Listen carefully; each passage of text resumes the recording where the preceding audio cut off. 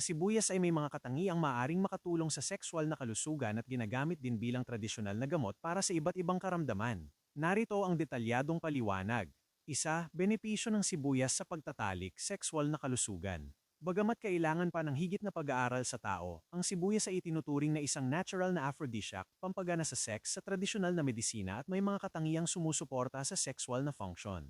Nagpapabuti ng sirkulasyon ng dugo, ang magandang daloy ng dugo ay napakahalaga para sa sexual na pagkapukaw at erection sa mga lalaki. Ang sibuyas ay naglalaman ng mga compound, tulad ng flavonoids na tumutulong sa kalusugan ng mga ugat at nagpapabuti ng sirkulasyon. Maaaring magpataas ng testosterone. Ang ilang pag-aaral sa hayop ay nagpapakita na ang katas ng sibuyas ay maaaring makatulong sa pagpapataas ng antas ng testosterone, ang pangunahing male sex hormone na responsible sa libido, sex drive at enerhiya. Nagpapataas ng stamina. Dahil sa mga sustansya nito, ang sibuyas ay maaaring makatulong sa pagtaas ng pangkalahatang antas ng enerhiya at stamina ng katawan. Mayaman sa antioxidants. Pinoprotektahan ng mga antioxidant ang mga selula ng katawan, kabilang ang mga nasa reproductive system mula sa pinsala. Maaari rin itong makatulong sa kalusugan ng similya, sperm. Dalawa, gamit ng sibuyas bilang medisina. Ang sibuyas ay matagal nang ginagamit sa katutubong gamot para sa iba't ibang karamdaman dahil sa mga katangian nitong anti-inflammatory, antioxidant. Ubo, sipon at trangkaso, ang sibuyas ay kilalang mabisang expectorant, nakakatulong sa paglabas ng plema.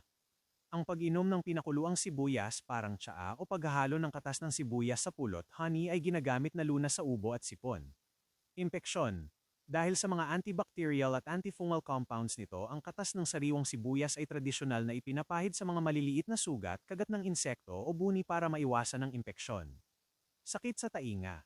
Ang ilang patak ng maligamgam na katas ng sibuyas sa tainga ay ginagamit na lunas sa luga o sakit sa tainga, earache. Sakit ng ulo. Ang pag-amoy sa hiniwang sibuyas ay pinaniniwalaang makakatulong sa pagpawi ng sakit ng ulo. Pagtanggal ng kulugo at buni. Ang pagtatapal ng hiniwang sibuyas sa apektadong bahagi ng balat ay tradisyonal na ginagamit pampatanggal ng kulugo. Pampatubo ng buhok. Ang pagpapahid ng katas ng sibuyas sa anit ay ginagamit na home remedy para labanan ng balakubak, pigilan ang paglalagas ng buhok at pasiglahin ang pagtubo nito. Kalusugan ng puso. Ang regular na pagkain ng sibuyas ay maaaring makatulong sa pagpapababa ng presyon ng dugo at kolesterol na mabuti para sa puso. Mahalagang paalala. Ang mga nabanggit na gamit bilang medisina ay base sa tradisyonal at katutubong pamamaraan. Hindi ito dapat ipalit sa payo o gamot na inireseta ng lisensyadong doktor. Kung mayroon kang malubha o pabalik-balik na karamdaman, kumonsulta muna sa doktor bago gumamit ng anumang home remedy.